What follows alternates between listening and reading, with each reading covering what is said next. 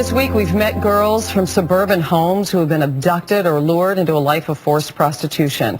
These crimes are tough to prosecute.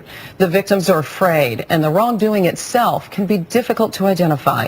Early Show national correspondent Tracy Smith visited some places that are stepping up to fight it. This little church is taking a big stand. We will not stand for people being sold. There are many people who are being forced to live a life of pain, a life of prostitution. Like the anti-slave movement of another age, this community calls itself abolitionist, vowing to help victims of human trafficking. People are not for sale. Men, women, and children held against their will and coerced into prostitution or forced labor. And those people that are being held captive are our neighbors. And so, as Christians, we have a responsibility to care for them. Over 2,000 churches, synagogues, and mosques are joining the movement, many already flying the not-for-sale flag, a promise of safe haven. We are the first line of refuge. We are the doors that never close as a church. On the street, law enforcement has a complicated road ahead.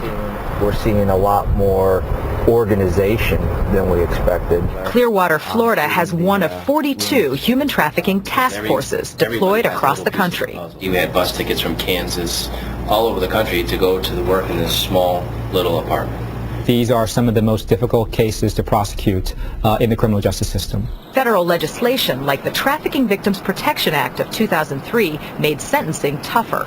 We've been able to put away some of these offenders for as many as 50 years of imprisonment. Prosecutions are up 600%, but it feels like the tip of the iceberg. It is frustrating to know that every time you rescue one, there's probably thousands out there waiting to be rescued, and you don't even know where they are. To better help victims, Anna Rodriguez left her job in law enforcement. Her organization links people with the services they need. The iceberg tells you everything because there's no sparkle. You're talking to a shell. But after doing this for 8 years, Anna says the best leads come from the neighbors. The lost ones cry. Tell your friends, tell police officers, tell... Which brings us back here to this church, where a victim can simply ask for help. Now what would Jesus... Now that it's at our doorstep, we really have to respond. For The Early Show, Tracy Smith, CBS News, Beverly, New Jersey. Here to tell us what you can do in your neighborhood is David Batstone, the author and founder of the Not for Sale campaign. Good morning. Good morning. How did this abolitionist church movement get started?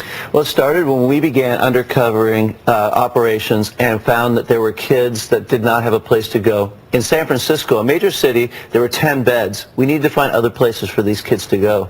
So we started to go to the churches. They have a historic link to abolitionist work. There are over 1,500 of them in the U.S. Yeah, up to 2,000 right now. They can be identified by those signs, those big orange signs, and you're trying to get the word out in local communities. Absolutely. Right? We really encourage the church to go to the universities, to the social workers, to the police, let them know we are a place, we are an abolitionist center, a sanctuary. And as you mentioned in the piece, the neighborhood, the people who live there in the community can really help to fight against this problem of human trafficking. So let's look at some of the signs of human trafficking for the folks at home. And the first one is that a person is not allowed to socialize with other people. To what extent? Well, it's when you go to a restaurant and you try to talk to a young girl who you say where she's from or what her life is like, and an owner comes over and tries to shoo her away from your table. When you're at a hotel and you try to talk to her and she's scared to even talk to you.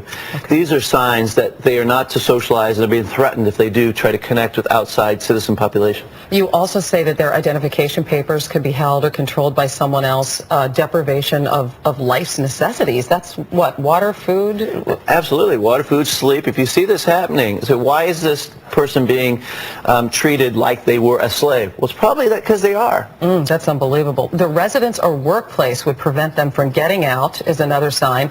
An individual is threatened with violence if they try to leave, and also a steady flow of males visiting a residence in your neighborhood at all hours. That's right.